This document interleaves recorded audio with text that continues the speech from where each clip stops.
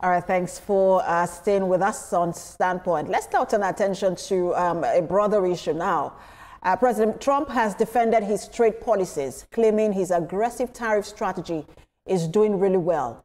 Now, despite growing concerns about a potential recession, he argued that his tariffs were moving along quickly, while Beijing retaliated by raising Chinese tariffs on U.S. goods to 125%.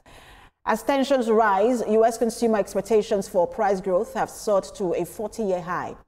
The White House insists the U.S. economy is on the brink of a golden age with global deals in the works, while some Wall Street experts worry that uncertainty around tariffs is only adding to the risk of a downturn. In fact, consumer sentiment has plummeted to its lowest point since the COVID-19 pandemic, with inflation expectations reaching levels not seen since the 1980s. All right, let's expand on this further. I'll bring in our senior news correspondent here at TVC News, Solomon Adjuziogu. Good to have you join us. Thank you for having me. So just a barrage of tariffs coming in from the Trump White House, as it is now. Expected, he had mentioned that before, but let's zero in on Africa, because for a lot of people, in fact, some countries in Africa have tariffs higher than what we see even in Europe. For example, Lesotho, 50%. I mean, what do you make of these tariffs? First, these are some of the things we had expected from Donald Trump. So if you're talking about making America great, he's doing essentially what he said he was going to do.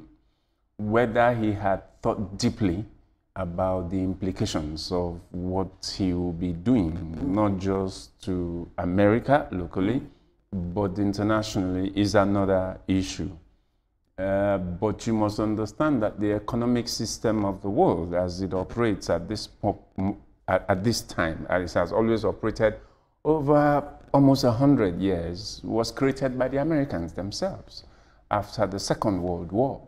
Having fought that war successfully with the other allies, Russia particularly, America then went on to set up an economic order of the world. And today, it seems that the guy who is in the White House is thinking, okay, so we set up this, that I think it is time, as it were, to dismantle what we set up, because he probably feels that at this point, America, it's turning to a disadvantage to the United States of America. Probably that's the thinking. And the question I ask in relation to Africa is, how many things or how much does Africa produce to send to the United States? Maybe the extractive form of very what we raw do, materials and extractives. I mean, in Nigeria, we give them oil. Aside from oil, how much more of every other thing do we give? Gold, majorly mineral resources, agricultural products. Purely extractive. Yes, very extractive, yes. The extractive, the industry. And you go to the eastern, central, and southern African belts where some of those solid minerals are big on their economy there. So naturally, you would expect. But you see, he calls this, don't forget that the key word in the tariff issue is reciprocal. That is the word. So the argument is that there are places around the world where the United States even finds it difficult to sell, whereas those other countries easily sell in the United States. And so he feels that, okay, so if you are charging us 50% in your economies so that we cannot sell in your country, but you can easily sell in our country, then that doesn't make sense. So if you're giving us 50, we'll give you back 50. So we can then all stay away from each other. And I think that the target is for the home industry, to protect the home industry. As for Africa, I do not know how Africa is going to handle this. But on the long term, I'm looking at it from an economic disposition. The economic disposition is a coin that has two sides. If this is a long-term strategy that Donald Trump is trying to put in place, I do not see it working. But the other one is the short-term goal he's trying to score, which is to bring everybody to the table to renegotiate the treaties surrounding world trade systems, which I think that is what he wants to do. I cut him that benefit of the doubt to say that is what he wants to do. To the extent that he wants to do that, it might really work. We see now that some countries are not taking the bait. Some have. Some are negotiating already. He's talked about some of the, how he describes these things, juicy offers they have received from countries that are negotiating. But there's some countries that are not negotiating. For example, Europe is ready to also increase tariff. They're just waiting because Donald Trump also paused the tariff for Europe. And then we see China has also, jacked up his own tariff. But for Africa, some have said, look, don't retaliate. You don't have what it takes to retaliate. No knee-jerk approach. But something has to be done in the interim, and I'm wondering, what that should be. So what are we going to do, but not to retaliate? Because I think that the U.S. government has paused the tariff for 90 days for the countries, it says, that did not show retaliation. And that they are stepping up against those who are confrontational with it. For those who, well, this is the narrative they have pushed, and that narrative is that, okay, so when we push this, there are countries who, okay, maybe some of them decided that they too will retaliate, but then they were open for discussions, and that, okay, those who are ready for discussions, then you give them the opportunity to discuss. And I think that what he's been arguing here is that, okay, for those who have called to say we want to negotiate these treaties, we want to negotiate the documents, we want to renegotiate the terms of our trade. Okay, so let's pause and let's see what happens within these 90 days. Let's see what we're able to come out with and then arrive at a settlement. I think that this is where he's going. As per China, I think that already he's sending the signals that China is the real rival that the United States has to deal with. China is seeking to displace America at the top of the ladder, which is natural. America sees China as a threat. But you see, people forget on the long term that America has played a significant role in the technological advancement of China. There was a time when American companies had to move to China, and that has helped China develop this homegrown capacity. In the first term of Trump tried to create some palliatives that will bring back some of these American companies back to America to change the production, environment, which I think is essentially what Donald Trump is fighting for. The argument generally, because we are not in the United States, but a lot of people are also not taking interest in the economic development in the US, the technological capacity of the United States of America. Whereas China and the Asian countries are on the ascendancy in technological development, I think that the United States is actually diminishing to a huge extent. Is that, I mean, right now we're in a place where, I will come back to Africa in just a moment, but we're in a place where we have very well integrated supply and production chain around the world, where one country doesn't produce everything. You literally depend on countries, for different things to put all of those parts together. So wouldn't that take a lot of time, a long time to dismantle, to say, okay, look, America wants to get to the point where it's able to stand on its own in terms of, whether it's technology, electronics, or whatever it is, to stand alone in terms of production. It's going to be quite difficult. Yeah, that's what I always wondered. Okay, so when you try this system, what is the period of moratorium? What is the gestation period that allows the companies to regroup, and then to begin to create these things? I do not know how much time he has set, how much time deadline internally that the Trump administration has set to be able to achieve this. And I do not want to think that those who are running the United States are stupid. Elon Musk already said that. He called the Trump trade advisor stupid. So I do not know how long they expect to hold out here. But I think that essentially his target is to increase home capacity. Now, when he announced at the risk of recession, not just for US, but global recession as well. Well, at the moment, that is what people say. You see, there's a problem I have with narratives that exist, you know. So we have lived in a world where we have believed that there is a way things are done, and once you do things differently from that way, then there's going to be problems. And there are people who create those narratives so as to keep everybody running on the same line. Sometimes I'm very critical of such thoughts, and I'm thinking, okay, so somebody comes out and tries to do something different. Does that mean that what he's doing is wrong? No, it's because, okay, that's not the way we are used to, the way things are done. It doesn't necessarily mean that it's going to create some trouble. It is the assumption and the fear, the threat and the fear we create to keep things the way they are. Somebody can come and disrupt. Because, for example, let's come back to Africa. And for Africa, for example, even though what we export to the US is raw and extractive, we still understand that for some reason we're going to see more inflationary pressures. That's, Africa's problem to deal with.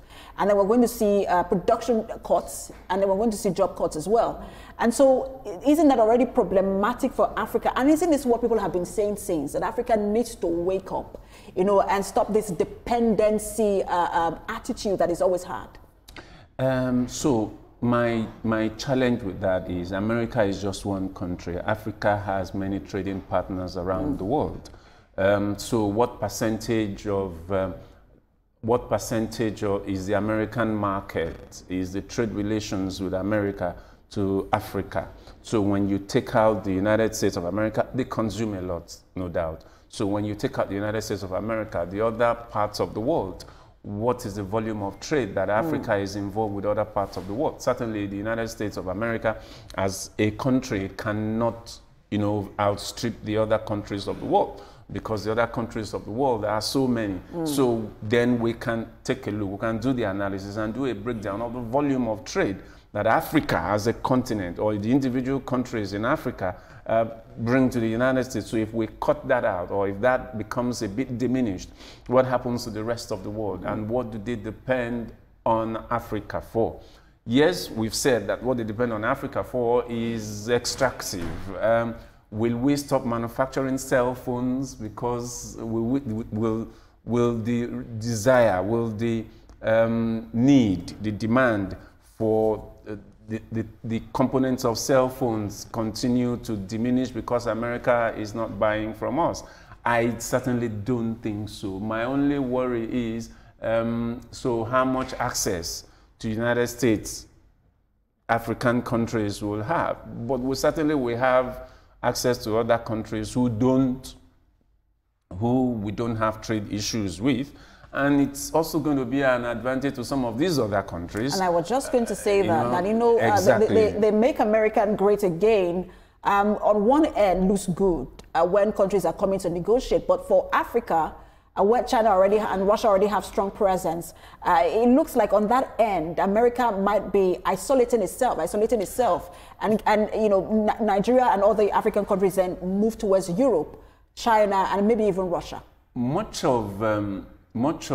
as we all see America as the top dog in the world system, I actually think that America is an empire in decline. You cannot take the fact away from them that they've been dominant for so long. But the truth of the matter is that this is one of the reflections in the history of nations of how empires recline. Because what the Americans have done is what we do in third world countries during the era of the Cold War. So socialist ideologies will spring up, and then you take over companies, and you nationalize companies, you create protectionist policies, you close up your borders. So what the United States is doing is the same thing, but in a different form. So this is a protectionist policy, increasing trade tariffs in such a way as to prevent the inflow of some of these goods that Americans have capacity to produce inside. So it's still protectionist, but in a different way. The thing with protection is that you get to build walls, and these walls he's building with tariffs. Exactly. But then again, as you're building walls, you're also isolating yourself, and that's what I'm wondering if that's not what's happening. When some of these things are also not okay, whereas the policies are deliberate, but the intention is not to diminish the United States. The intention is to say, okay, we're increasing home capacity. But you see, the problem is it's also reclining the sphere of influence. It's also reclining the geographic territories that it will control. And once recline sets in, some other people will fill in that gap. It's natural, and it is a process that usually happens in history. I would think that the era of the Americans is probably just gradually coming off the scene, because they have done so much around the world, and there is diminishing capacity at home, and which is what the man who is in the saddle is actually talking about. There are large strips and large belts, you know, in America of automotive and technological places that have declined. Some of the factories have shut up. You see a lot of places that have been abandoned because, look, man, America, for instance, finds it difficult to sell in India, whereas Indian products flood the United States. And that was why the first person who visited him, one of the first persons who visited, was the Prime Minister of India. And he told him point blank, I said, look, it's difficult for us to even sell. We are your friends, we are your allies, but we can't even sell American products in India. Because when you take American products to India, you have a 50% tariff. Whereas in the United States, it's not the same thing. Even the tariffs that Donald Trump is throwing at some of these countries, those tariffs don't match what American products are charged in some of those countries. That's the fact, you know? So I guess it's just trying to look for a level playing ground. Look, man, this is not the way we should do the deal. Let us give each other space so that we can sell our products to each other.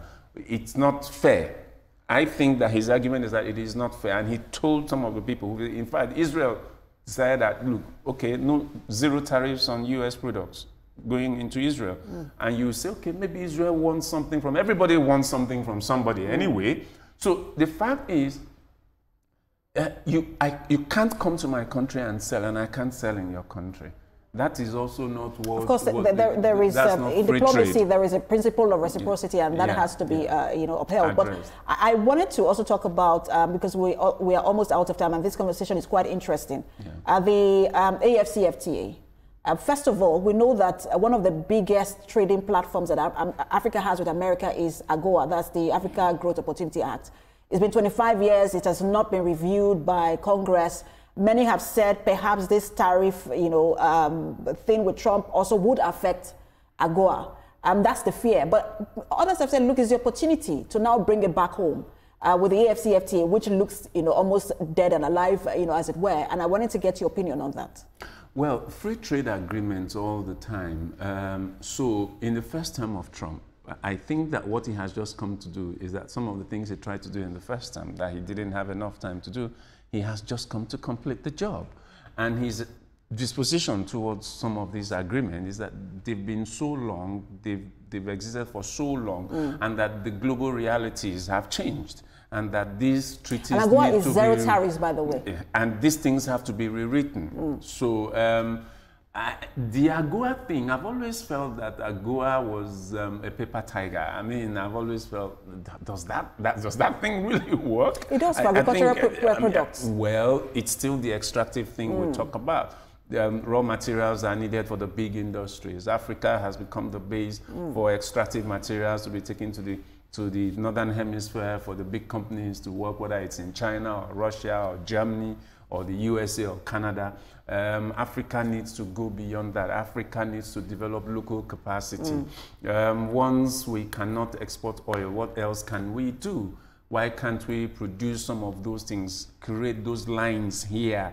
And I think that Africa has to be strong to be able to do that. Everybody's talking about China today. Everybody's talking about the development of China, but people forget that long before China, mainland China, became developed, Taiwan and Hong Kong were already 50 years ahead of mainland China. And who were the people who inspired this? It was the same Americans, the West, who did this, who invested so much in Taiwan and in Hong Kong. And this became models for mainland China who have taken it from there and have developed. They have, you know, taken the bull by the horn. And then you have the ASEAN countries doing their own thing. I think that Africa needs to rise up on its own and not just be the plantation. Absolutely. And, you know, I just wish we had enough time, but my time is up. Our model of development is something that we could have talked about, really, because that's a very interesting conversation to have. And I'm told the time is up. Always an interesting conversation with you, senior news correspondent here at TVC News, Solomon Ajiziuko. Thank you very much. All right, we will continue to follow through on the Trump tariffs. We know that in the coming days, we will get more update on that and the implication for countries around the world. But that's where we leave it, and that's the most we can take on Standpoint today. Remember, you can watch a repeat broadcast at 11 p.m. tonight and 5 a.m. on Sunday morning. I am Precious Amayo. Thank you for watching.